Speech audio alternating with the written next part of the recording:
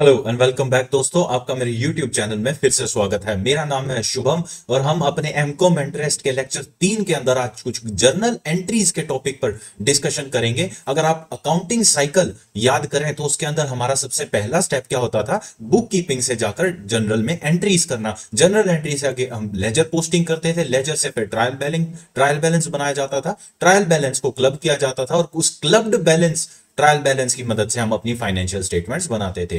तो वही step follow करके हमारा जो पहला स्टेप बनता है वो बनता है जनरल एंट्रीज को पढ़ने का। तो आइए स्टार्ट करते हैं बिना किसी देरी के। लेकिन अगर आप मेरे चैनल पर नए हैं तो please like share and subscribe जरूर कीजिएगा। आइए स्टार्ट करते हैं जनरल एंट्रीज क्या होती हैं उसको जानने के लिए। तो जर्नल एंट्रीज जो है वो डबल एंट्री सिस्टम के अंदर की जाती हैं, यानी कि इसके अंदर एक चीज जो है वो बहुत खास ध्यान रखी जाती है कि अगर कोई भी चीज डेबिट होगी तो उसके कॉरस्पॉन्डिंग जो इवेंट हो रहा है, ट्रांजैक्शन हो रही है, वो क्रेडिट होगी। इस सिस्टम को क्या नाम दिया गया था? Double entry system. यानी कि एक एंट्री, एक ट्रांजैक्शन, एक इवेंट के हमेशा दो इंपैक्ट होंगे, एक होगा डेबिट में, एक होगा क्रेडिट में। आइए जानते हैं यहां पर क्या लिखा है। लुका पाचियोली द इटालियन मैथमेटिशियन, इनको father of double entry system या फादर ऑफ मॉडर्न अकाउंटिंग के नाम से जाना जाता है। ये क्वेश्चन जो है आपके एंट्रेंस टेस्ट में बहुत बार पूछा जाता है, नेट जीआरएफ में भी कभी कभी पूछ लिया जाता है। याद रखिएगा, ये नाम है लुका पाचियोली। ये एक इटालियन मैथमेटिशियन थे जो आज मॉडर्न अकाउंटिंग के फादर माने जाते हैं।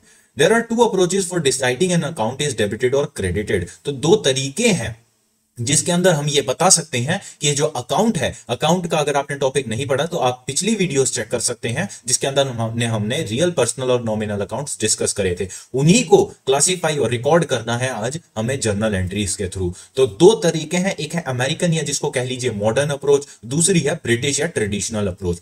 आप जो पढ़ते हैं मोस्टली वो ट्रेडिशनल अप्रोच पढ़ते हैं, लेकिन आइए देखते हैं मॉडर्न अप्रोच और ट्रेडिशनल अप्रोच दोनों कैसे कैसे क्या क्या चीजें करती हैं। तो मॉडर्न अप्रोच के अंदर देखिएगा यहां पर क्या दिया है। फॉर एसेट्स, अगर वो बढ़ रहे हैं तो वो होंगे डेबिट, अगर वो कम हो रहे हैं तो होंगे क्रेडिट। ये क्या है? मॉडर्न अप्रोच है। देखो, अगर आपको मेरी आपने एक छोटी शॉर्ट देखी हो जो मैंने आपने 2-3 दिन पहले डाली थी चैनल के अंदर, तो उसके अंदर मैंने आपको एक बहुत शॉर्ट ट्रिक से ये चीजें समझाई थी। एलिस इन वंडरलैंड, अगर आपने कभी ये स्टोरी पढ़ी है तो उसी एलिस जो स्टोरी का प्रोटैगोनिस्ट थी उसी के नाम से एक शॉर्ट ट्रिक बनाई थी। उस शॉर्ट ट्रिक की वीडियो को आप जरूर देखिए, मैं आई बटन के अंदर उसको पेस्ट कर दूंगा, आप प्लीज वहां से जाके वो जरूर देखिए। वो शॉर्ट ट्रिक ही आपका मॉडर्न अकाउंटिंग सिस्टम को दर्शाता है। उसके अंदर बताया गया था कि एसेट जब बढ़ते हैं तो वो डेबिट होते हैं और जब कम होते हैं तो वो क्रेडिट होते हैं। सिमिलरली आपकी लायबिलिटीज, कैपिटल और इनकम, इन तीन चीजों में अगर बढ़ोतरी होगी यानी इंक्रीज होंगी तो ये क्रेडिट होंगी, और अगर डिक्रीज होगा तो क्या होंगे? डेबिट होंगे। और अगर आपकी मान लीजिए एक्सपेंडिचर है तो वो आपके इंक्रीज होंगे तो डेबिट होंगे और डिक्रीज होंगे तो क्रेडिट होंगे। वही चीज यहां पर लिखी है।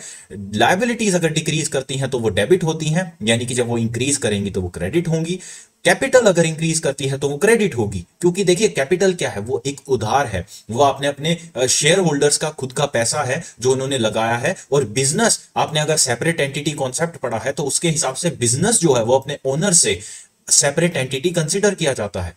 तो अगर वो सेपरेट एंटिटी है और ओनर्स ने बिजनेस को पैसा दिया है तो वो जो लायबिलिटी है, जो कैपिटल है, वो ओनर्स के प्रति उस बिजनेस की क्या है? लायबिलिटी है। तो उसी कंटेक्स्ट में अगर मैं कहूं कि कैपिटल अगर बढ़ती है तो उसको क्रेडिट किया जाता है और अगर वो कम होती है तो उसको डेबिट किया जाता है। फिर income and expenses, expenses debit किए जाएंगे। हमने वो अपने उसके अंदर पढ़ा था, अपने टॉपिक के अंदर, अकाउंट्स के अंदर, जिसके अंदर नॉमिनल अकाउंट था, जिसके अंदर एक्सपेंसेस जो है डेबिट साइड आते हैं और इनकम्स कहां आती है? क्रेडिट साइड आती है।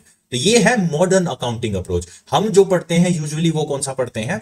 Traditional accounting approach. तो आइए देखते हैं क्या है ट्रेडिशनल अप्रोच। तो उसके अंदर पर्सनल, रियल, नॉमिनल, फिर से यही तीन अकाउंट आते हैं जो हमने अपने लेक्चर 1 के अंदर डिस्कस करे थे। तो पर्सनल के अंदर कौन से आते हैं? जिसके अंदर अपना रिप्रेजेंटेटिव आते हैं, आर्टिफिशियल पर्सन आता है, रियल पर्सन कोई हो सकता है, डेटर, क्रेडिटर, ये सब चीजें उसके अंदर काउंट की जाती हैं। इसका रूल क्या है? डेबिट द रिसीवर, यानी जिसको मिल रहा है वो रिसीव करो और जो दे रहा है उसको क्रेडिट करो। तो डेटर्स एंड क्रेडिटर्स के केस के अंदर ये चीजें यूज होती हैं। सिमिलरली रियल अकाउंट जिसके अंदर आपके एसेट्स वगैरह आते हैं, उसके अंदर क्या है? डेबिट व्हाट कम्स इन, जब आप एसेट लेके आते हैं तो एसेट हमारे पास आ रहा है तो डेबिट व्हाट कम्स इन, वो एसेट को डेबिट करो, और जो जा रहा है उस एसेट के बदले मान लीजिए आपने क्या लिया?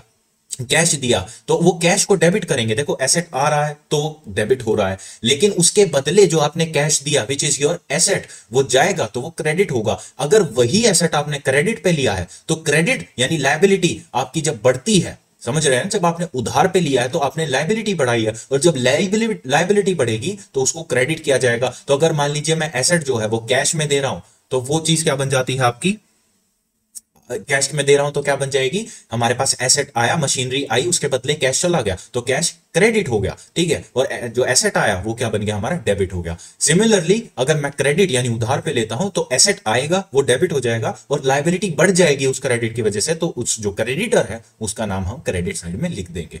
फिर नॉमिनल अकाउंट आ जाते हैं। नॉमिनल का रूल आपका वही है कि debit all the expenses losses और credit all the income and gains. उसके बाद आती हैं जर्नल एंट्रीज। कुछ ट्रिक्स क्या है यहां पर कुछ दी गई हैं। कैपिटल ऑलवेज क्रेडिट होता है, मैंने आपको अच्छे से एक्सप्लेन कर दिया है। कैपिटल क्या है, बिजनेस की अपने ओनर्स के प्रति जो लायबिलिटी है उसको क्या बोलते हैं, कैपिटल बोलते हैं। और जब कैपिटल बढ़ती है तो वो हमेशा क्रेडिट होती है। उसके अंदर अगर आप ड्रॉइंग्स कर रहे हैं तो वो क्या हो जाएगा, ड्रॉइंग्स डेबिट हो जाएंगी। सिमिलरली ड्रॉइंग्स क्या हो जाती हैं, डेबिट। ये भी मैंने आपको बता दिया। तो बिजनेस स्टार्ट्स विद ₹10,000, तो 10,000 क्या है, कैपिटल है, स्टार्ट किया है, ओनर्स ने बिजनेस के अंदर पैसा डाला है, तो ये क्या हो जाएगी आपकी कैपिटल, विच मींस आपकी बैलेंस शीट के अंदर क्रेडिट साइड के अंदर लायबिलिटीज के अंदर दिखाई जाएगी क्या, कैपिटल 10,000 रुपए। सिमिलरली इंटरेस्ट ऑन कैपिटल, देखो कैपिटल को बढ़ा रहा है ना ये इंटरेस्ट, तो ये क्या हो जाएगा, ये भी कैपिटल एप्रिसिएशन का काम कर रहा है। आपने कैपिटल डाली, उसके ऊपर आपको इंटरेस्ट मिल रहा है, तो उससे आपकी कैपिटल इंक्रीज हो रही है, तो ये भी क्या हो जाएगा, क्रेडिट। सिमिलरली इसके ऑपोजिट क्या होते हैं, ड्रॉइंग्स और इंटरेस्ट ऑन ड्रॉइंग्स, यानी कि आपकी कैपिटल के अंदर से जो आप निकाल रहे हैं वो क्या हो जाएंगे, आपके खर्चे, यानी कैपिटल अब कम हो रही है। और जब कैपिटल कम होती है तो उसको क्या बोला जाता है, डेबिट बोला जाता है। तो वही चीज यहां पर बताई है, कैपिटल और कैपिटल के ऊपर इंटरेस्ट क्रेडिट होगा। कैपिटल के अंदर से कोई ड्राइंग कर ली, मतलब ड्रॉ कर लिया, निकाल लिया, तो वो क्या हो जाएगा, डेबिट हो जाएगा। और उस ड्राइंग के ऊपर जो इंटरेस्ट पे करना पड़ रहा है वो भी आपका खर्चा माना। तो ये चीज आपको समझा दी मैंने। उसके बाद आते हैं ट्रिक नंबर 2 पे। एसेट परचेज अगर होगा तो डेबिट होगा, यानी कि एसेट हमारे फर्म के अंदर आ रहा है तो debit what comes in real account का रूल। और क्रेडिट व्हाट गोज आउट, तो गोज आउट क्या है, या तो उसके बदले आपने कैश दिया तो वो गो आउट हो गया, यानी कैश दे दिया ना आपने, कैश आपकी जेब में से कैश चला गया, आप कैश भी आपका एसेट था, तो आपने एसेट लिया और उसके बदले दूसरा एसेट दिया, तो debit what comes in, credit what goes out, तो यही यहां पर लिखा है। और सिमिलरली अगर मैं एसेट बेच दूंगा तो अब एसेट कम हो गया ना मेरा, उसके बदले कैश आ गया, तो कैश डेबिट हो जाएगा और अपना एसेट जो है, जो मैंने बेचा है, मान लीजिए मैं अपना मोबाइल फोन बेच देता हूं, मोबाइल फोन मेरा एसेट है, ठीक है, तो अब मोबाइल फोन तो गया, वो क्या हो जाएगा, क्रेडिट, लेकिन उसके बदले कैश भी तो मिला, तो वो कैश डेबिट हो जाएगा, तो cash account debit to mobile phone. Similarly अगर मैंने खरीदा है तो mobile phone account debit to cash account. तो आई होप ये चीज आपको समझ में आ गई है। ये आपको कुछ एग्जांपल्स दिए, मशीन परचेज करी है 5,000 रुपए में, कैश में करी है तो machine account debit to cash account, credit पे करी है तो machine account debit to creditors account. In any case rules अपने अपने अकाउंट के लगेंगे। अगर आप क्रेडिट की बात कर रहे हैं तो वहां पर क्रेडिटर वाला रूल लग जाएगा, यानी जब लायबिलिटी बढ़ती है तो वो हमेशा क्रेडिट होती है। यहां पर उधार बढ़ रहा है, मैंने नया 5,000 रुपए की नई मशीन ली है तो 5,000 रुपए मेरा उधार बढ़ गया है, तो क्रेडिटर बढ़ गए, क्रेडिट बढ़ गया, लायबिलिटी बढ़ गई, तो वो क्या हो जाएगी, क्रेडिट। तो ये चीजें यहां पर दी गई हैं।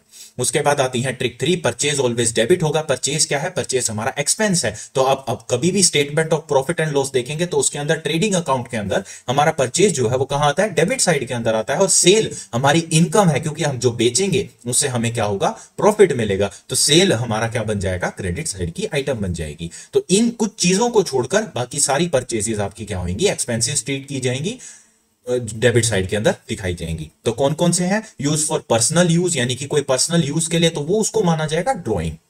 या अगर मान लीजिए आपने पैसे लिए हैं कुछ और खरीदने के लिए, पर्सनल यूज के लिए, तो उसको ड्राइंग कंसीडर किया जाएगा। लेकिन अगर आप देखो बिजनेस के अंदर तो बिजनेस रिलेटेड एंट्रीज ही करोगे ना, आप अपने पर्सनल खर्चे बिजनेस में कैसे दिखा सकते हो, वही चीज यहां का है। अगर कोई पर्सनल यूज के लिए खरीदारी की है तो वो एक्सेप्शन मानी जाएगी, उसकी एंट्री नहीं करेंगे बिजनेस के अंदर। लॉस बाय फायर और थेफ्ट और गिव एनी डोनेशन, तो ये चीजें हमारी बन जाती हैं क्या, एक्सेप्शंस।